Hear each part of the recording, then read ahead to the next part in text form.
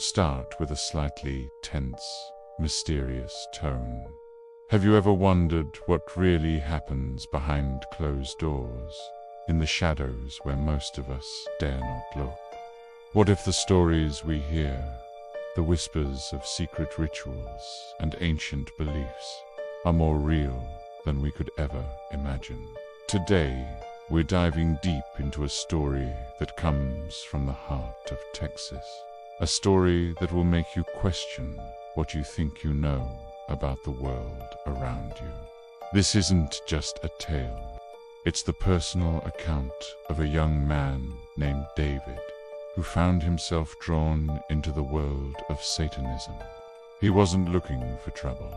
He was just a curious teenager, feeling like an outsider and searching for a place to belong. He stumbled upon a local group that promised answers, power, and a community that understood him. At first, it was exciting. The rituals were theatrical, filled with symbols and chants that felt ancient and important. It felt like he was part of something secret, something powerful. The group met in an old, isolated farmhouse on the outskirts of town. The air there was always heavy, thick with the smell of incense and something else, something he couldn't quite place.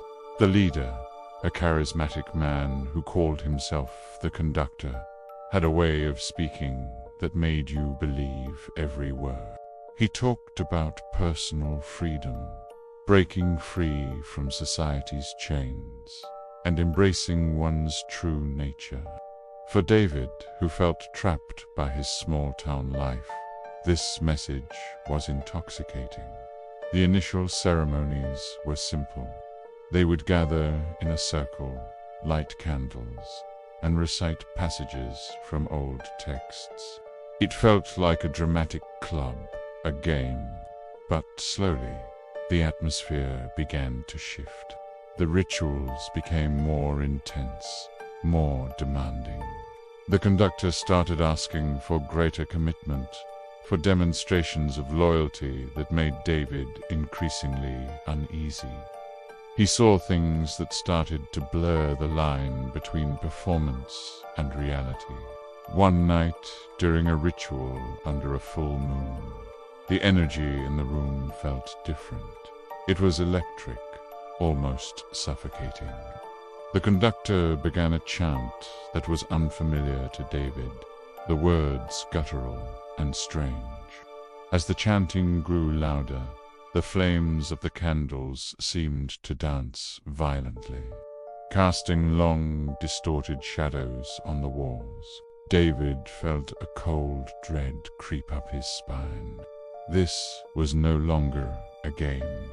The air grew frigid, and a low humming sound seemed to emanate from the very floorboards.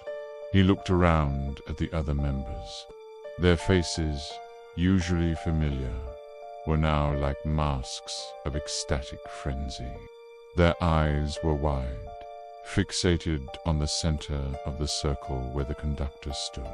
It was then that David saw it. For a split second, in the flickering light, the Conductor's shadow on the wall seemed to stretch and twist into a shape that was unhuman. It was tall, gaunt, with angles that were all wrong. David blinked, thinking his eyes were playing tricks on him, but the chilling image was burned into his mind. He wanted to leave, to run out of that farmhouse and never look back, but he was frozen in place. A feeling of profound terror washed over him, a primal fear that he had never known before. He felt as if a presence had entered the room, something ancient and malevolent, drawn in by their ritual.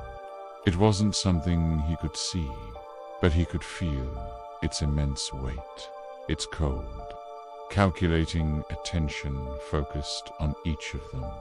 After that night, David knew he had to get out, but leaving wasn't simple. The conductor seemed to know his thoughts, his fear. He would corner David, his smile no longer friendly, but predatory. Peed. Say things like, "Once you're part of the family. You're always part of the family." His voice low and menacing. David started experiencing things outside the group. He'd wake up in the middle of the night to the sound of faint chanting, only to find he was alone. Shadows in the corner of his eye would seem to move, and he constantly had the feeling of being watched. The breaking point came during what was supposed to be their most important ritual of the year. The preparations were more elaborate than ever. The conductor announced that they would be truly inviting a guest that evening. A knot of pure fear tightened in David's stomach. He knew he couldn't be there. He couldn't be part of whatever was about to happen. That afternoon, he packed a small bag, took what little money he had, and just walked away. He didn't tell anyone where he was going.